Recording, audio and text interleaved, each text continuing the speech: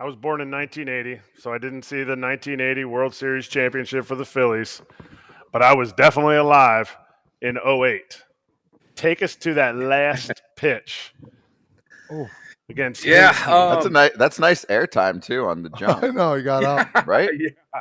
And then Yeah, big piece landing on top of you. That didn't feel man, good. yeah, I know. This right there, that was great. And then here when Howard comes in, bam.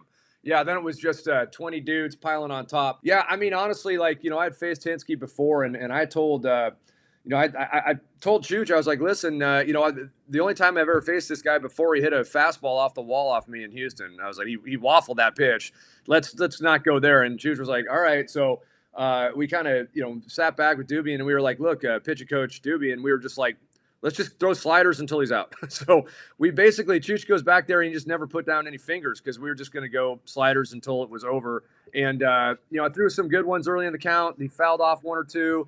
And then when I came set on that last pitch and gripped it in my fingertips, I was like, oh, this is the one. Like I could feel the seam, just felt just right in my fingertips. So, let it go. And it had that good, that movement we were talking about, kind of down and away from a lefty. And, yeah, and then it was just pure elation after that. I mean, still screaming for joy on the bottom of 20 dudes that are 200 pounds. I'm still screaming, and even though I can't breathe. So I don't know. I mean, it's what you live for. It's pure elation, that's for sure.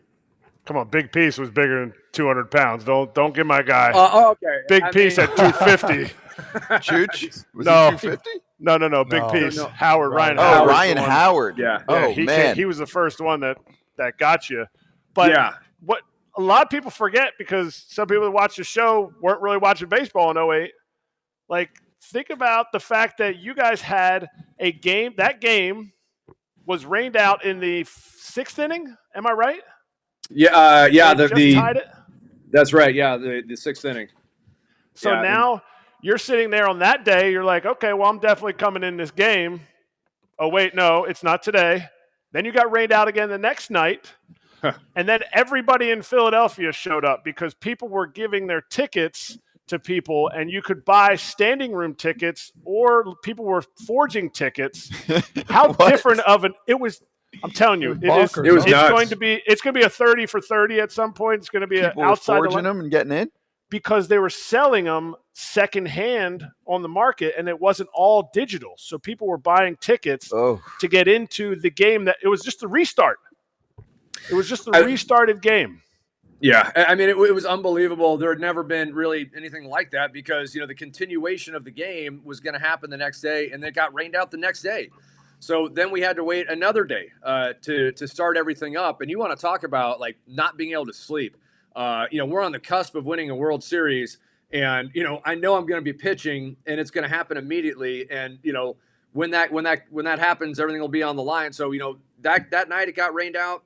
Didn't sleep well at all, because I knew I was going to be pitching the next day, really. And then that day got rained out. And so then, don't sleep the next night either, because the adrenaline that's going through you at that point is pretty hard to describe. So, yeah, it was it was a shit show. We can say shit on your show, right? We can say that? Sir. Yes. Yeah. Yes, we encourage realness. Yes. SXM, you can't curse. Right? Yeah, it was a shit show for sure, but it was. It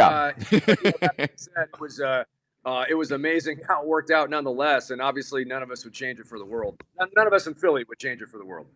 For sure not. For sure not. Rays, whatever. But so you win the game.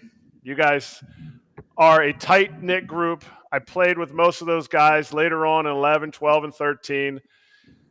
Tell me your best memory of that night's partying, and you can't use Cole Hamels, or not Cole Hamels, I think it was Matt Stairs, getting driven to the party with a cop because the places to buy kegs were closed, and they had kegs in the back of the truck, get back in the paddy wagon, delivered to one of your teammates' houses. So you have to find a different story from that night, because you didn't sleep those previous 3 nights. Yeah. I know you didn't sleep that night either.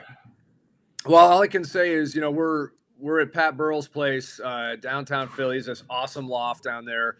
And, everyone's in there, including what felt like to me half the police force at one point. I mean, there was like so many cops, and they were helping us out, and they were keeping security, everything else. But at one point, I remember looking over the railing of his loft in Rittenhouse Square and looking down, and it was toward Broad Street, and it was chaos down there. I mean, people are jumping up and down on cars, windows are kind of getting blown out on certain stores and things, and we're up there, and I remember one of the policemen was just kind of like, somebody was kind of looking at him. He's like, listen, he's like, we got enough work to do when people aren't happy, so we're going to let them celebrate tonight. We'll clean up tomorrow. And I was like, man, that is awesome. Like, it really kind of fired me up there. It's just kind of one of those things where, in Philly, like, yeah, there was a little bit of chaos going on, but it was pure joy chaos. So they were going to let them celebrate and clean up the next day. But yeah, I didn't go to bed that night either. So it was a long few days there. Yeah. Wow. That's crazy. That is wild. Did you guys party like that when you guys won? No, I got fired before the World Series was over. Oh, for the Royals. For KC. We partied like that after we won the American League Championship Series. Did you? Yeah. Yeah. In Kansas City. Got after it. And it was not Pat Burrell's loft, though. Whenever I hear Pat Burrell's loft, I'm like, oh, here we go. I'm rolling up my sleeves. We didn't have Pat Burrell's loft. Yeah, that's a vault that probably shouldn't be open very often. Yeah. Pat Burrell's a 30 for 30. I'm not talking about now from his playing days. Just for life, yeah.